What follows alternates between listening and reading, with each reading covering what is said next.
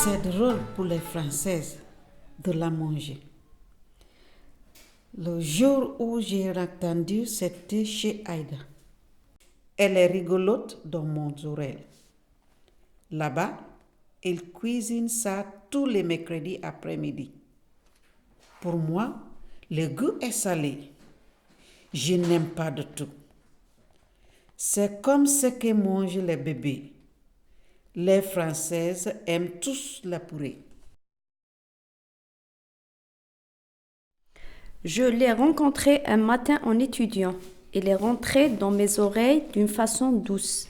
C'était comme un plat de mon pays, un rappel de mes origines.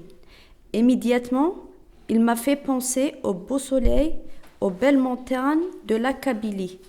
En l'entendant, c'est comme si je voyage à travers ce mot vers les gens que j'aime beaucoup et vers les odeurs de mon enfance. Je suis contente d'avoir découvert ce petit mot nostalgie qui a une grande signification et qui est bienvenu dans mon petit dictionnaire. Quand je l'ai rencontré, c'était en 2014. On parlait et on rigolait tous. Il est apparu lorsqu'on était dans ma chambre en Guinée. On regardait tous la télé. Il me semble que c'était un injure clochard. Ça voulait juste dire laisse-moi tranquille. Dès que mon ami a connu ce mot, il n'a fait que le répéter. Depuis lors, j'ai aimé la façon dont il parle et moi aussi, je n'ai pas cessé de le dire, même dans les causeries. Wesh ma gueule! Chaque matin, je prends le petit déjeuner en écoutant le journal. Ce matin-là, un mot a claqué à mes oreilles chaque fois que le journaliste le répétait. Il avait un son doux et calme, comme un lion qui n'a pas faim, qui observe la forêt de loin, dans un climat très chaud et sec. Ce mot est fort et puissant. Je sens qu'il est important pour obtenir une meilleure vie.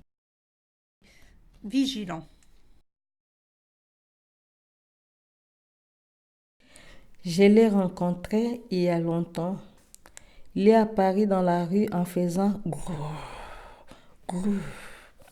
On aurait dit qu'il avait un goût amer comme celui des endives mal préparées. Immédiatement en l'attendant, je suis tombée et depuis lors, j'ai du mal à me relever.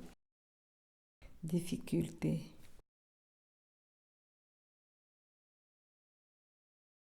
Je l'ai senti dans une période inattendue après ma promenade. Étant fatigué, je suis rentré à la maison. Mais là, c'était au-delà de mon imagination. C'était comme si j'avais de la migraine, mais j'étais dans la solitude et depuis ces jours, il m'était apparu que c'était le stress.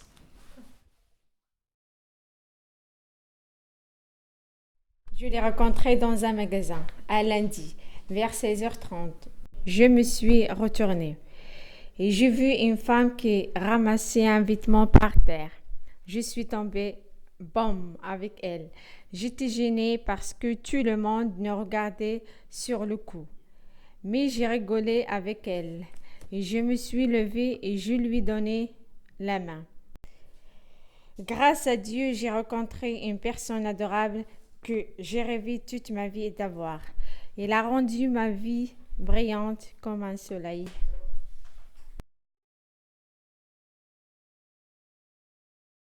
Je l'ai croisé, je ne sais plus quand, probablement toute ma vie. Il est arrivé à Caracas en regardant le ciel par la fenêtre. On aurait dit qu'il avait un goût de mangue, des fruits de Caraïbes. Doucement, il m'a donné l'amour pour ma terre, pour mes racines.